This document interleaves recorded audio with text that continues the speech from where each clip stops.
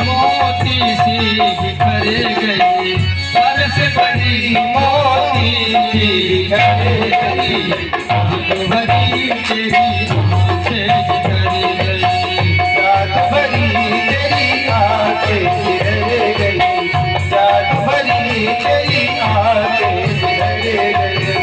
नैनों की कतारी मारी मारी प्यारी प्यारी छतियां से उतर गई, नैनों की कतारी मारी मारी चली चली छतियां से उतर गई, जादू भरी तेरी आंखें जिधर गई, वो जादू भरी तेरी आंखें जिधर गई।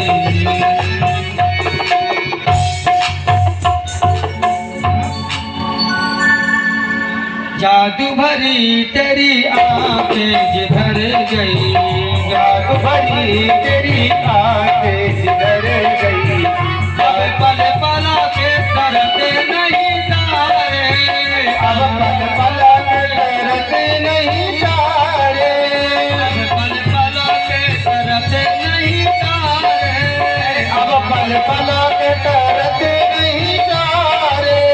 दिल छोड़ते जजिया से उतर गए, दिल छोड़ते जगना से निकल गई, जादू भरी तेरी आंखें जिधर गई, और जादू भरी तेरी आंखें जिधर गई। नैनों की कतारी मारी मारी प्यारी प्यारी छतियां से उतर गई, जादू भरी तेरी आंखें जिधर गई, जादू भरी तेरी आंखें जिधर गई। नैनों की कतारी वारी वारी छुई छुई छतियां से उतर गई, जादू भरी तेरी आंखें जिधर गई, जादू भरी तेरी आंखें जिधर गई, जादू भरी तेरी आंखें जिधर गई। जादू भरी तेरी आंखें जिधर गई। भगवान की जिधर जिधर महाराज जी नजर जाती है, सारी गोपी एकदम वहां की सब दीवानी हो गई। भगवान ने दर्शन किया, दर्शन जैसे किया, सारी गोपियां जो है ऊपर से भगवान के ऊपर फूलों की बारिश कर रही। जय हो जय हो जय हो जय हो। जैसे फूलों की बारिश करने लगी, ग्वाल वालों ने कहा, अरे कन्हैया, क्या मथुरा में तेरी क्या रिश्तेदारी है? सब लोग फूलों की बारिश कर रहे हैं। कन्हैया ने कहा, जा मथुरा के जो राजा है वह मेरो मामा है, वो भी सगो मामा। याते हम लोगों को बड़ा स्वागत हो रहा है। ग्वाल वालों ने कहा, जा कपड़ा हम जो है गौ बछड़ा चराने जाते हैं पहन कर आए हैं, वही कपड़ा यहाँ भी पहन कर चले आए। अरे दारी कि तू मुझको बता देता कि हम लोग मामा क्या जा रहे हैं, तो नए नए बढ़िया चकाचक कपड़ा पहन लेते हैं हम लोग। भगवान ने कहा, तो क्या हमारे मामा के यहाँ कोई चीज की कमी है क्या? चलो चले पहनाते हैं। का चलो। रजक नाम का धोबी,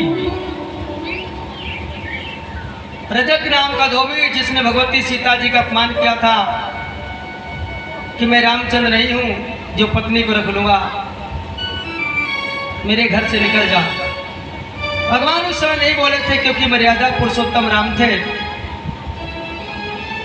आज वही धोबी से भगवान ने कहा, रजक मामा, हमारे ग्वाल बाल को बढ़िया से कपड़ा दे दो और देख करके आ जाएंगे तो तुमको कपड़ा दे देंगे।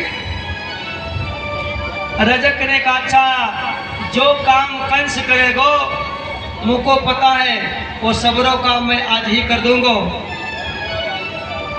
भगवान ने कहा कि मामा जी आपको पता है तो काम कर दो।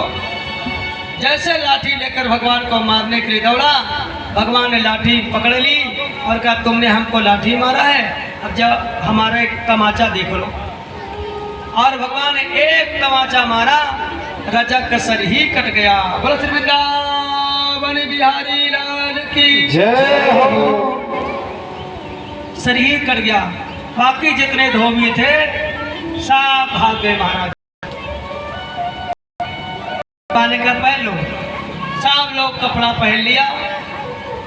अब कंस का कपड़ा 7 साल के बच्चे 5-5 साल के बच्चे का कपड़ा कैसो लगे, झंगा मंगा जैसा पहन के चलने लगे। ऐसा लग रहा कि सफाई कर्मचारी का सारा ड्यूटी इनको दे दिया गया है। एक ने कहा नहीं नहीं, लगता है मुंबई से नया फैशन चला है। दर्जी ने देखा, दर्जी ने आकर प्रणाम किया भगवान को, यदि आप 10 मिनट का हमको समय दे दो, सारा कपड़ा बढ़िया चकाचक बना देते हैं। क्या बना दो मामा जी। 10 मिनट में नाप लेकर बना दिया।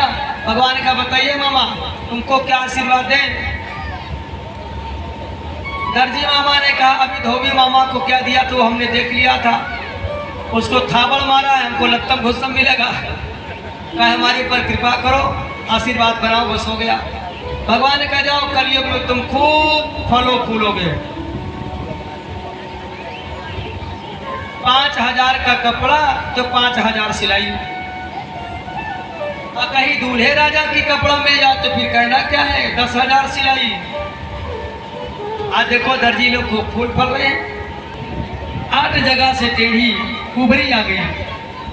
कुबरी जो है चंदन घस के ले जा रही थी राजा भोज को लगाने के लिए। और भगवान ने देखकर कहा अरे ओ सुंदरी जी, जरा हमको ये जो चंदन लेके जा रही हो खुशबूदार, हमको दे देती तो बहुत अच्छा था। कुबरी को देख करके भगवान ने सुंदरी कहा। सुंदरी कहा, कुबरी ने कहा आज जिंदगी में मुझको पहली बार किसी ने सुंदरी कहा है। इस प्रकार महाराज जी भगवान से कहा कि आपने मुझे सुंदरी कहा, क्या सेवा है। अपनी कटोरा में के लिए हो, क्या चंदन। भगवान ने कहा ये चंदन हमको लगा दोगे हमारे ग्वाल बाल को। हाँ हाँ जरूर लगाएंगे। भगवान ने थोड़ा सा चंदन लगाया और बाकी जितने ग्वाल बाल थे सब थापक थगवा चंदन लगा लिया। श्वेत का चंदन जय रघुनंदन, श्वेत के चंदन को थबोक लिया। क्या लेना देना है। सारे ग्वाल बाल ने कहा कन्हैया जा बुढ़िया के सबरो चंदन तूने लगा लियो, कछु दियो लियो नहीं। अब ये राजा भोज के दरबार में जाती ना तो जिसको जिसको चंदन लगाती सब लोग पैसा देते। भगवान ने कहा इसको हम भी देंगे कुछ। क्या दोगे। कहा देखो 8 जगह से टेढ़ी देवी के पैर में हाथ लगाया, देवरी पे हाथ लगाया। बलराम जी ने कहा देख भैया ये अपनो वृंदावन नहीं, ये मथुरा है, मान चलेंगे। एक ने कहा तेरी जोड़ी है गई, ये भी तिरभंगी तू भी तिरभंगा, दोनों को जोड़ी बढ़िया। गाड़ी पे हाथ लगाया, पैर दबाया, एक बार ऐसे किया जो 8 जगह से टेढ़ी थी आज एकदम सुंदर बन गई। और जैसे पैर से ऊपर देखा बोले वाह मुझको तो ब्यूटी हाउस में जाना भी नहीं पड़ा, सुंदर हो गई। कुंवरी ने कहा भगवान हमारे यहाँ चलो, थोड़ा जल जान पल करो, कहानी लौट कर आएंगे तो फिर चलेंगे। सेठ लोग, साहूकार लोग, बनिया लोग जो थे सब लोग 5 सुपारी लेकर थोड़ा सा लेटू उटू खड़े हो गए। भाई हो सकता है शायद विधानसभा का किसी को मिल जाए। हाँ अब मिले कि ना मिले, घर में बुलाए नहीं उनको इसलिए कि मिले कि ना मिले, नहीं दुश्मन जान जाएगा कि मेरे दुश्मन को घर में बुला रहे, इसलिए दूर से 5 सुपारी लड्डू भी खिला दो, बाद में जब सप्ताह आएगा देखेंगे। सब लोग 5 सुपारी खिलाया, आनंद किया। ग्वाल बालों ने कहा कन्हैया कपड़ा भी बढ़िया बन गया है, थापक थगुआ चंदन भी लग गया है, अब एक एक माला बढ़िया पल जाती तो अच्छा था। ब्रिजवासी लोगों में 3 विशेषता है।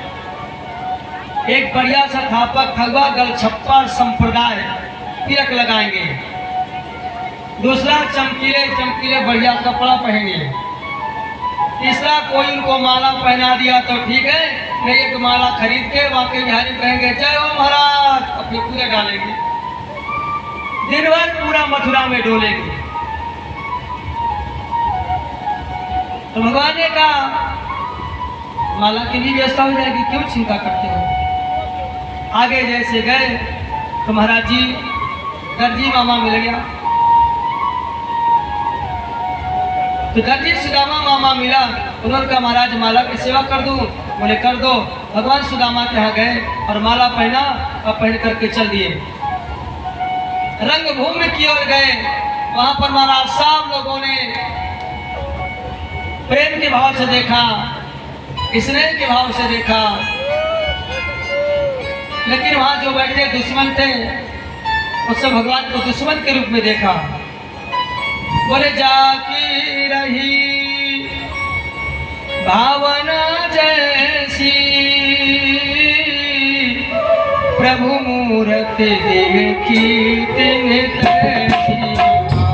सिया राम जय जय राम, सिया राम जय जय राम। हो जाकी रही भावना जैसी,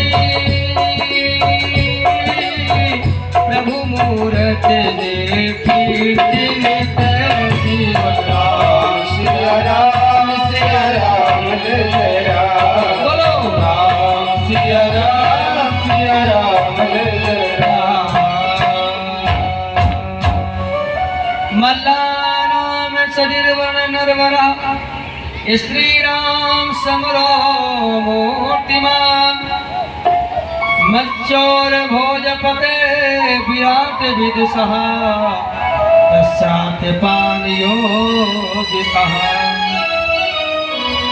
मल्ला नाम, वहां पर महाराज कुबलिया पीठ नाम के एक हाथी था, और कुबलिया पीठ नाम का जो हाथी था, महावत ने अपने हाथी को महाराज जी क्या किया, उसको उसने खूब दारू पिलाया, और कंस ने कहा था कि उसको इससे कचरा देना। बोले ठीक है। भगवान पहुंचे, भगवान ने कहा ओ मामा जी अपना हाथी हटाओ।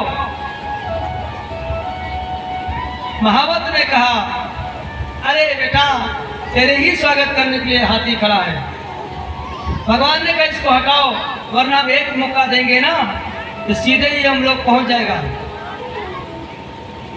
राजा परीक्षित जी ने कहा मैं तो सुना था कि जो भगवान के मारने से तो सीधे स्वर्ग जाता है, वैकुंठ जाता है, भगवान खुद कह रहे कि नरक जाएगा। सुखदेव जी ने कहा यम साधनम नियम, जो यम नियम प्राणायाम ध्यान धारणा समाधि करने से लोक मिलता है, यम मानी यम लोक नहीं, यम साधनम, जो यम साधन नियम करने से लोक पर लोक मिलता है, भगवान कहते हैं वो हमारे मुक्का से मिल जाएगा। बहुत सुंदर। आगे जैसे बड़े कुबलिया पीठ नाम का हाथी को आगे कर दिया, और भगवान ने कहा भैया अरे हटा ले ने मुझ को कचर देगो। और हाथी सामने आया, भगवान ने हाथी का सूंड पकड़ करके उठा करके पटक दिया,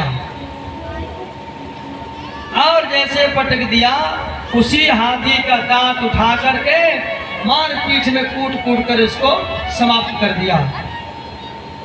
भगवान ने कहा बलदाऊ जी जब दरवाजा पे खटपट है तो अंदर भी कछु है गो, याते एक दांत हाथी का तुम भी उखाड़ लो। अब दोनों लोग महाराज जी हाथी का दांत रक्त रंजित लेकर के चल रहे हैं। चारों तरफ हाहाकार मच गया। अरे बताओ हाथी का दांत उखाड़ लिया। और सामने देखा तो महाराज जी दो पहलवान खड़े थे, चांडूर और मुष्टिक, दोनों भाई। चांडूर ने कहा मेरे हाथ में आजा, मेरे साथ युद्ध कर, मल्ल युद्ध कर, पटकी पुटका। भगवान ने कहा अरे चांडूर मामा तू कौन 100 शर्म नावे, तू कहाँ पहाड़ जैसा, मैं कहा 7 साल का बच्चा, तेरे से कैसे भिड़ेगो। चांडूर ने कहा हा अरे इतना बड़ा हाथी को तूने मार दिया, पुतना को तूने मारा, शक्रासुर बकासुर अघासुर को तूने मारा और मेरे से लड़ने के लिए कहता है मैं छोटा सा बच्चा हूँ। तुमको बातें बनाने बहुत अच्छा आता है, आजा भिड़ जा। भगवान ने बलराम को देखा क्या इच्छा है? बोले भैया अपना पुतना वाला हाथ दिखाई दे।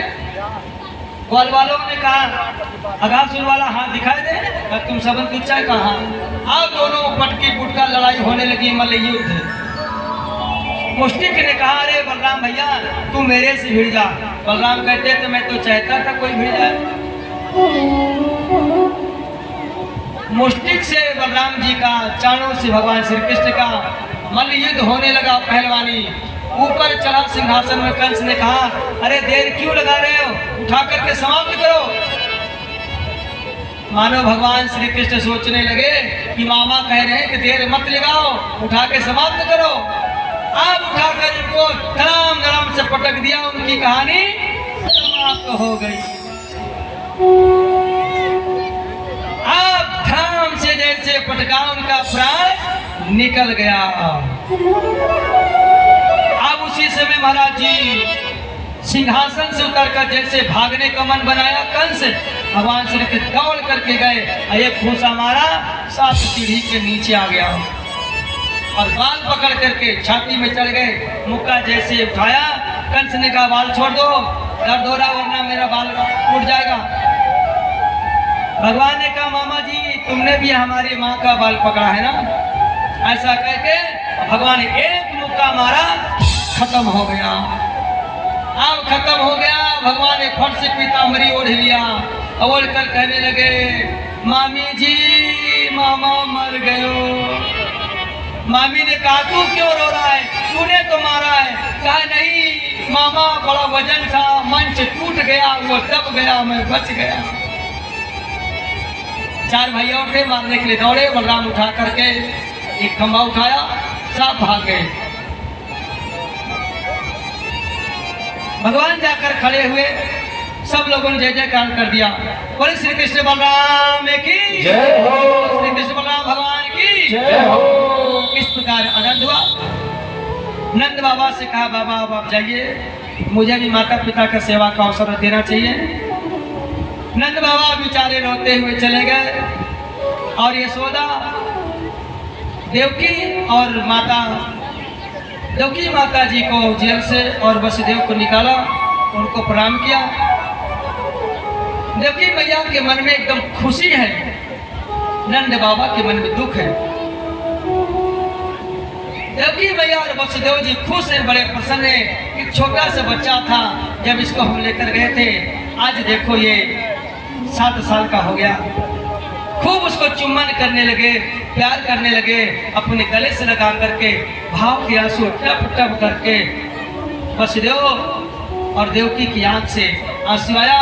भगवान ने अपने उत्तरी कपड़ा से पिताजी और माताजी के आंखों के आंसू को पोंछा और कहा माँ अब चिंता मत करिए, मैं आ गया, मैं आपका खूब सेवा करूंगा।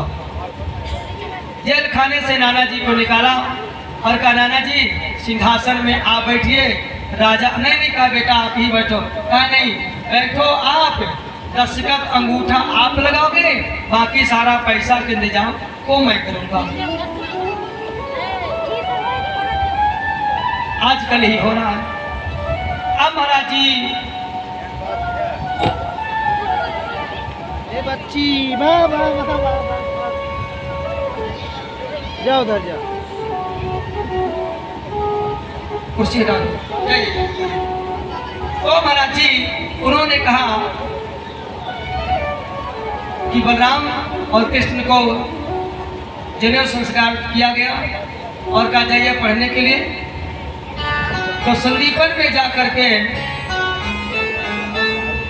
गर्गाचार्य से बड़े अच्छे विद्वान थे संदीपन जी महाराज, उनके आश्रम में जाकर के वो पढ़ाई किया।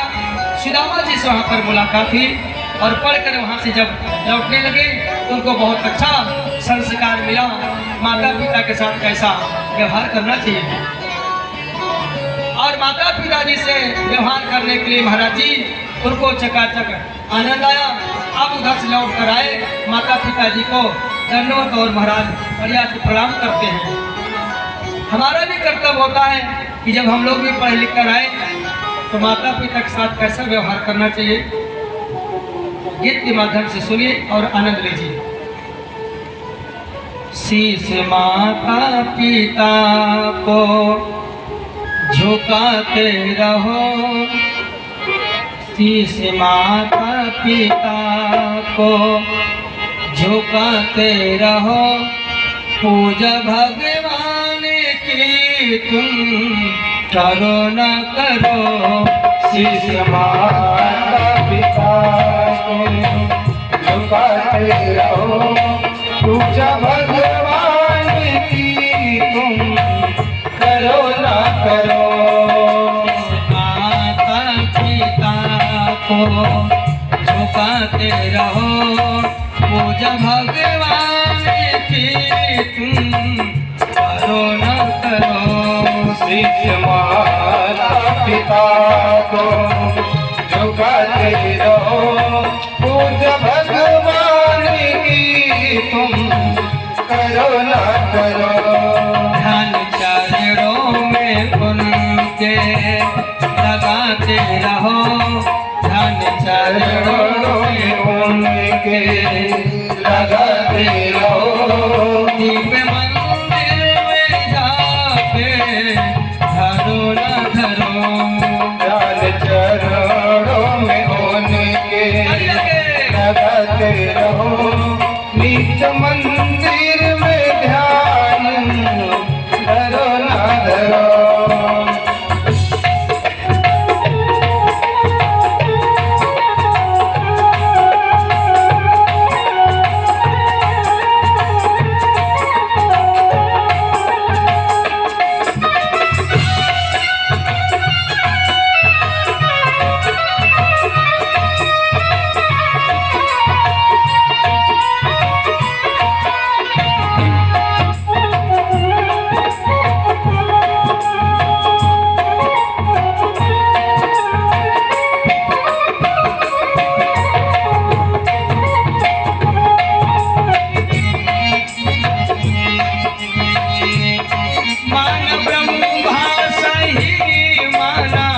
विष्णु सही पर बड़ा कोई माता पिता से नहीं।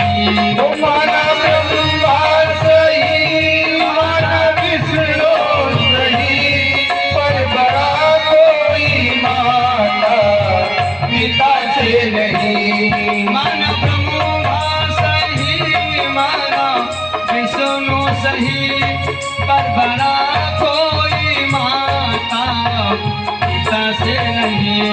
मेरी पावे भोली माते से लगाते रहो, एक पावे भोली लगाते रहो, जाके स्नान गंगा में करो ना करो। इनके पगे धूल माथे से लगाते रहो, जाके स्नान गंगा में करो न करो। शीश माता पिता का झुकाते रहो, पूजा भगवान की तुम करो ना करो। शीश माता पिता को झुकाते रहो, पूजा भगवान की तुम करो न करो।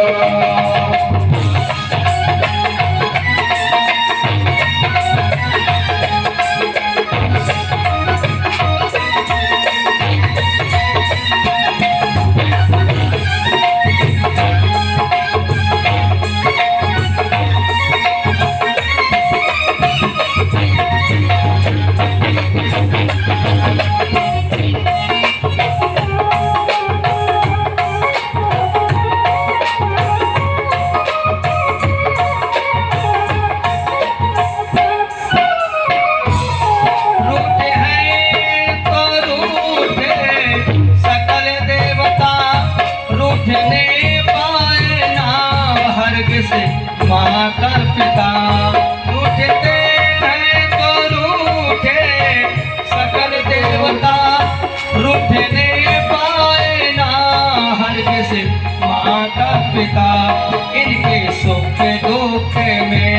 तुम आते रहो, इनके सुख दुख में काम आते रहो। स्वर्ग जाने की तुम ना करो कामना, इनके दुख में काम आते रहो। स्वर्ग जाने की कामना करो ना करो।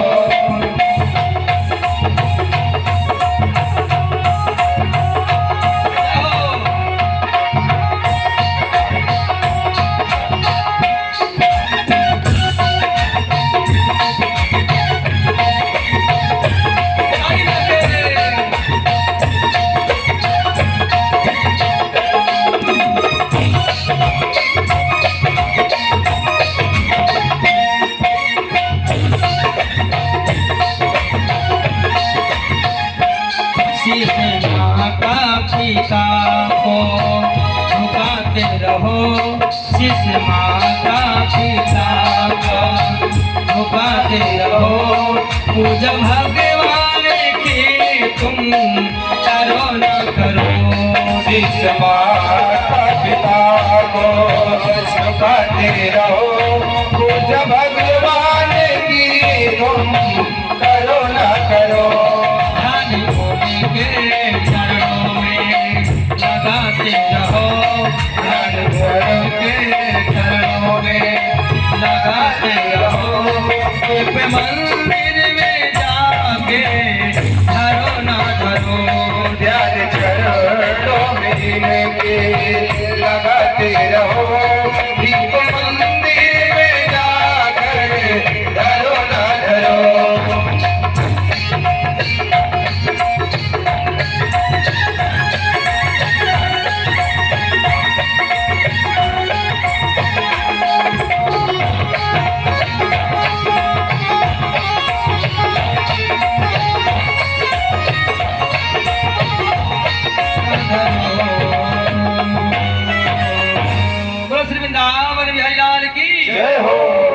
भगवान वहां से पढ़कर वापस आते हैं, माता पिता जी के चरणों में प्रणाम करते हैं और वहां पर बड़ा आनंद आता है। महाराज जी जय जयकार होता है।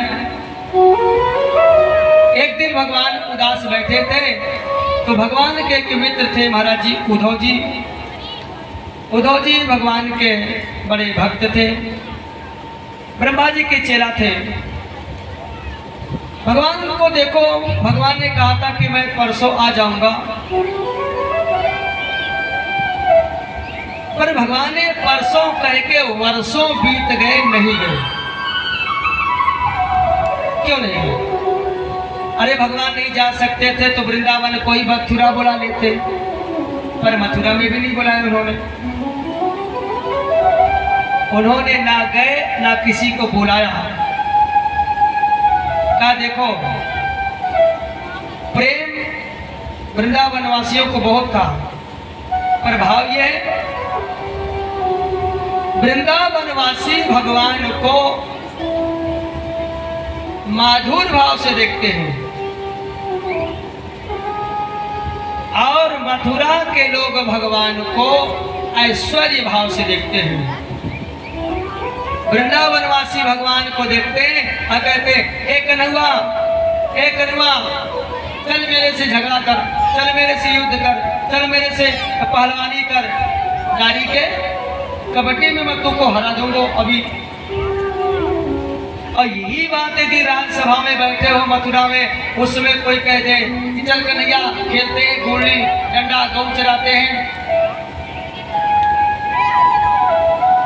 तो मथुरा वाले कहेंगे ग्वारिया कहीं के अपनी अवकाश में रहो, कि कृष्ण कन्हैया हमारे राजा हैं। अरे जब बाल बाल रहेंगे तब रहेंगे, वो कहेंगे तेरा राजा होगा, मेरा दोस्त है, और दोनों में आपस में भिड़ जाएंगे, लड़ाई झगड़ा होगा, तो अच्छा नहीं है। इसलिए भगवान ने कहा वन का फूल वन में ही अच्छा होता है, यदि इसको तोड़ करके घर लाओगे तो मुरझा जाएगा।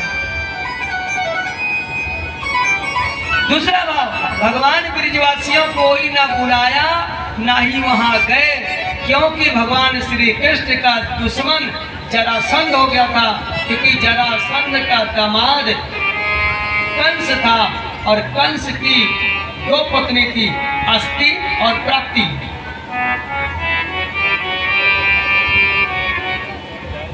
जाकर के रोने लगी, अपने पापा से जरासंध से कहा कि हमारे पति को मार दिया, हम लोग विवाह हो गए। और मौका देखता रहा कि मैं इसको जरूर मारूंगा। तो देखो, कोई व्यक्ति मालिक का तो कुछ नहीं कर पाता है, और मालिक जहाँ मालिक का फार्म हाउस होगा या पेट्रोल टंकी होगा, कल कारखाना बिजनेस होगा, तो मालिक का तो कुछ नहीं कर पाएगा, पर बम तो वहाँ फेंक सकता है पेट्रोल टंकी में।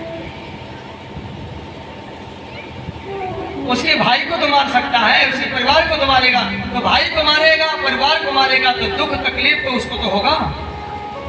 भगवान ने कहा दी भाई, आना जाना मेरा मथुरा से वृंदावन होगा, तो मेरा तो कुछ नहीं कर पाएगा, ब्रिजवासियों को हानि पहुंचा देगा ये जरासंध, इसलिए नहीं है। उद्धव जी से कहा, उद्धव जी मुझे बहुत याद आती है मथुरा वृंदावन की, एक काम करो, जाओ सबको समझा दो कि कृष्ण कन्हैया तुम्हारा ही नहीं है, पूरे विश्व का है, और वो ऐसे है जैसे मिट्टी में घड़ा है, सोना में आभूषण है, गाय में दूध है, सभी में प्रेम का रूप है। उद्धव जी ज्ञान का पिटारा लेकर गए, बाद में वो लौट करके आए, कहा महाराज जी तुमसे ज्यादा तो ब्रिजवासी लोग चाहते हैं। भगवान ने कहा मैं ही दिखाना चाहता था कि तू अपने आप को बहुत बड़ा विद्वान लगाता है, देख राधा रानी और ब्रिजवासी मेरे से दूर नहीं है, वो मेरे सामने खड़े हैं।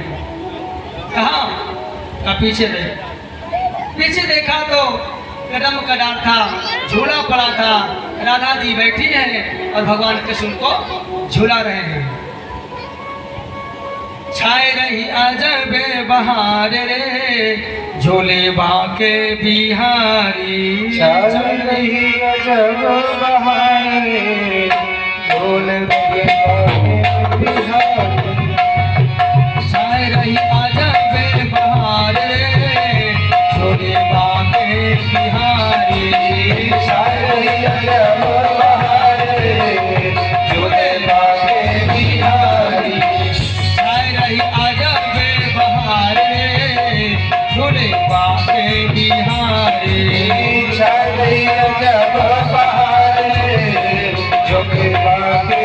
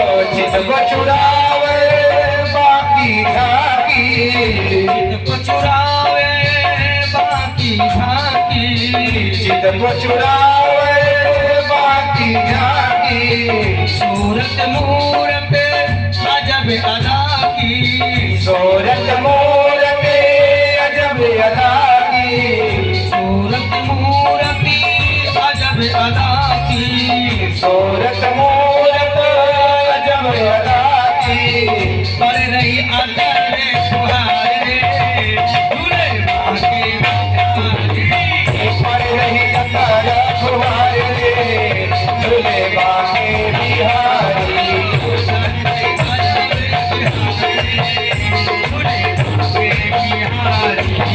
पर रही अतर फुहारे झूले बाके बिहारी।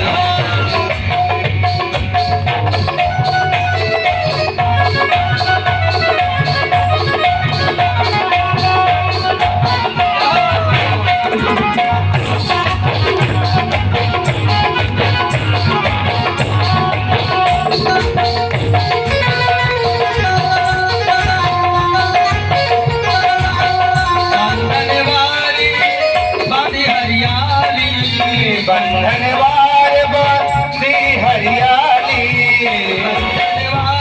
बांधी हरियाली, ओ बंधनवार बांधी हरियाली, मंदिर में है धूम निराली, मंदिर में है धूम निराली, मंदिर में है धूम निराली, मंदिर में है धूम निराली, है रही जय जयकार झूले बाके हरे हरे जयकार झूले बाके बिहारी, हो रही जय जयकार झूले बाके बिहारी। हो रही जय जयकार झूले बाके बिहारी, जय रे अजब बहार झूले बाके बिहारी।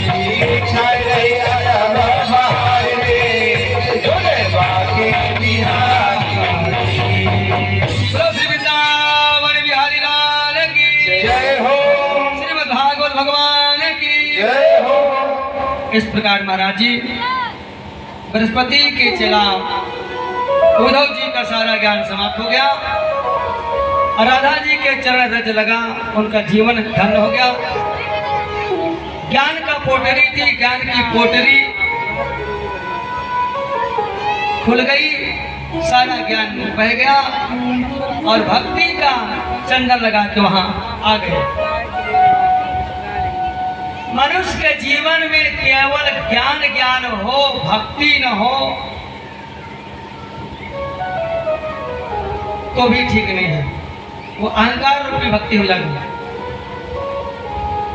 भक्ति ज्ञान के साथ में यदि भक्ति का अंजन लग जाता है,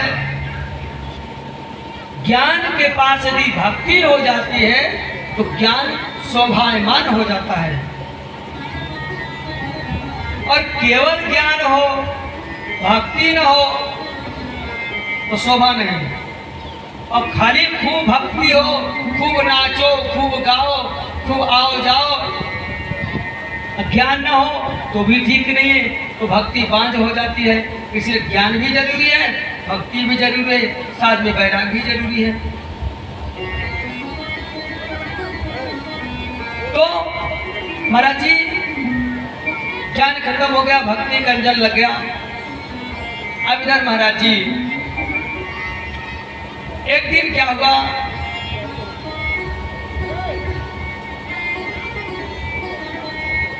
विदर्भ प्रदेश का राजा अर्थात जरासंध जो था महाराज जी, गिरिब्रज राजधानी का वो राजा था। और गिरिब्रज जो है, गिरिब्रज कहाँ है, वो पटना जिले में पड़ता है। पहाड़ से चारों तरफ से वो घूरा हुआ है, बीच में जरासंध की राजधानी है। जरासंध नाम क्यों पड़ा उसका? जरा नाम, जब ये अपने मां के पेट से बाहर निकला, ये 2 खंड में था, एक खंड में नहीं था, दो खंड में था।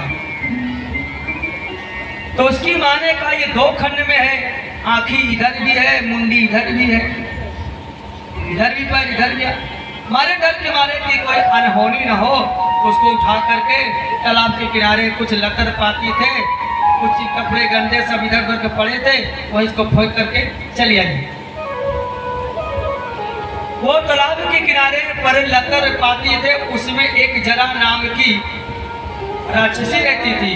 बच्चा भूख के मारे रोने लगा, तो बच्चा को लेकर मंत्र पढ़ करके बच्चे को जोड़ दिया। तो जरा नाम की राक्षसी ने बच्चे के दो टुकड़े को संधि किया, संधि माने जोड़ दिया। जैसे जोड़ दिया वो जी गया, तब से उसका नाम पड़ गया जरासंध।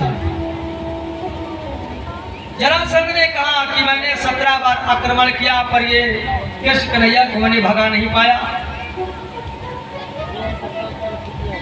जरासंध ने कहा कि मैं कृष्ण कन्हैया को मथुरा से भगा करके अपने दोनों बेटियों को ही मथुरा का राज देना चाहता हूँ, अस्थि और प्राप्ति को। नारद जी से पूछा कि ये बताओ वो कृष्ण कन्हैया कैसे भागेगा।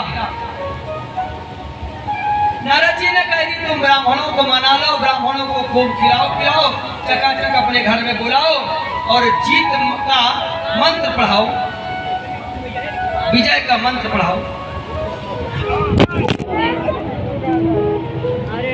ध्यान नहीं दे रहे, ठीक है? पैर में बच गया।